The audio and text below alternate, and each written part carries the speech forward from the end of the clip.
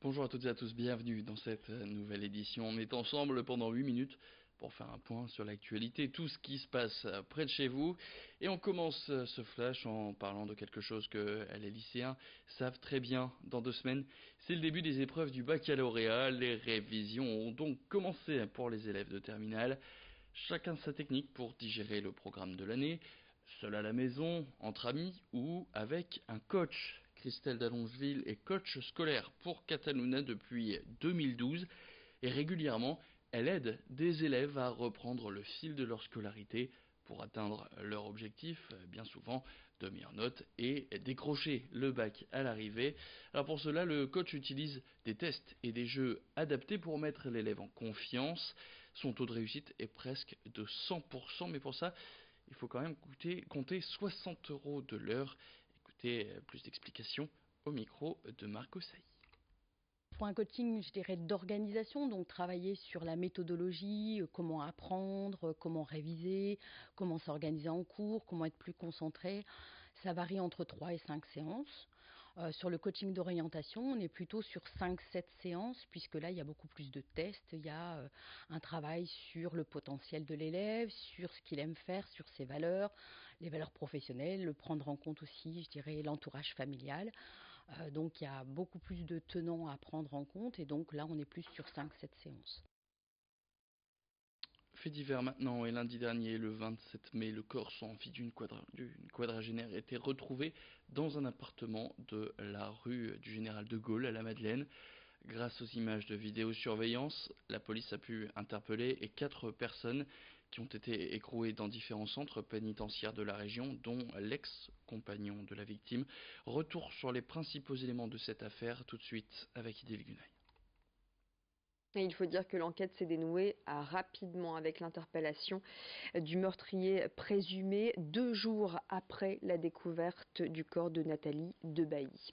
Ce samedi, Jérôme Tonneau a été déféré devant le parquet. Ça veut dire qu'il a été mis en examen pour enlèvement, séquestration en vue de commettre un meurtre, meurtre en bande organisée et association de malfaiteurs. Ces 3 complices présumés ont eux aussi été mis en examen. Il s'agirait d'hommes de main arrêtés dans un camp de Rome situé entre Lille et Lambersart. Tous ont été placés en détention provisoire. Le principal suspect est âgé de 53 ans. Il est père de 2 enfants. L'homme est déjà connu des services de police et de la justice car il a déjà été condamné pour des faits d'escroquerie à l'assurance. Il est à la tête de sociétés de blanchisserie dans la métropole lilloise.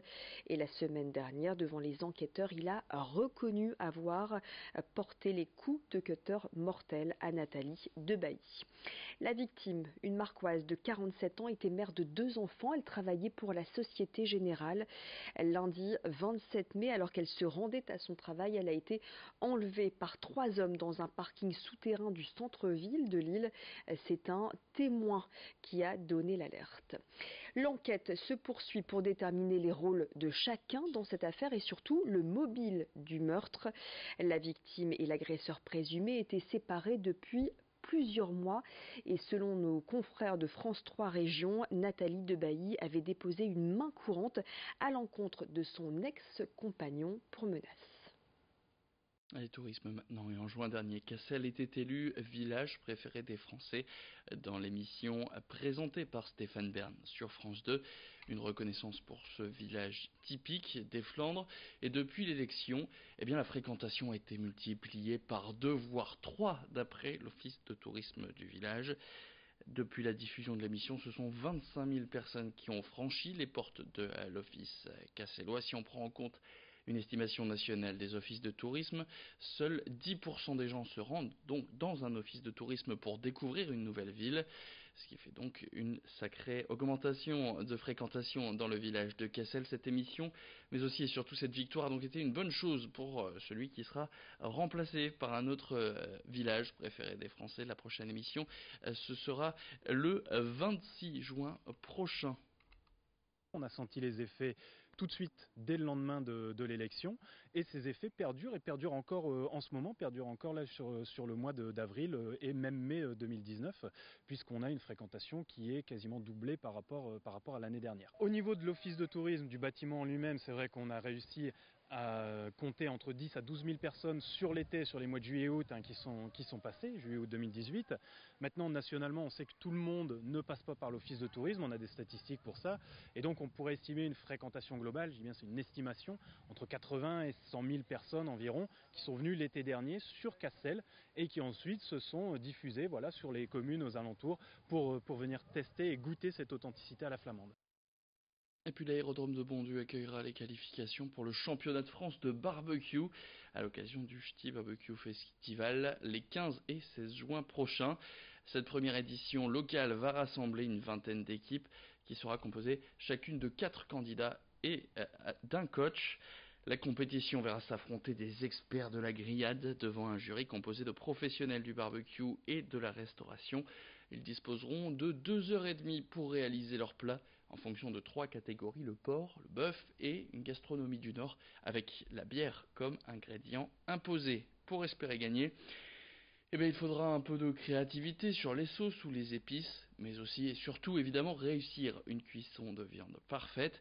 Écoutez Justine Delmotte, chargée de communication pour Esprit Barbecue, le co-organisateur de l'événement, c'est au micro d'Idil Gunaï. Qu'est-ce qui fait un bon candidat ? Moi je pense que la force du barbecue, c'est justement le fait de pouvoir se lancer à n'importe quel niveau. Qu'on soit amateur, un peu expérimenté, etc. Qu'on ait un haut niveau ou un niveau un peu plus amateur, on peut quand même réussir à s'en sortir. Et il faut jouer un peu de créativité, il faut jouer avec ce qu'on aime aussi, parce que il y en a qui sont très branchés fumage par exemple, il y en a d'autres qui aiment beaucoup tout ce qui va être sauce, épices, etc. autour de tout ça. C'est ouvert à tous en fait, vraiment c'est quelque chose de par définition très familial. On cherche vraiment à mettre en avant des valeurs de partage et de fun. Si vous sentez l'âme d'un maître du grill, il est encore temps de s'inscrire sur bbqfestival.fr à partir de 50 € de tarif par équipe. Les meilleurs grillmasters régionaux seront inscrits à la grande finale du championnat de France de barbecue. Ce sera les 29 et 30 juin au Sainte-Marie-de-la-Mer, c'est en Camargue. Et puis en bref, 48 heures, c'est le temps supplémentaire dont vous bénéficiez si vous n'avez pas encore déclaré vos revenus pour l'année 2018. Initialement prévu ce mardi soir à minuit, la fermeture de la déclaration a été repoussée à jeudi soir. La faute à un bug du site qui a planté après avoir reçu près de 4 millions de connexions lundi dans la soirée. C'est la fin de cette édition. Merci à toutes et à tous de l'avoir suivi. Et tout de suite la météo.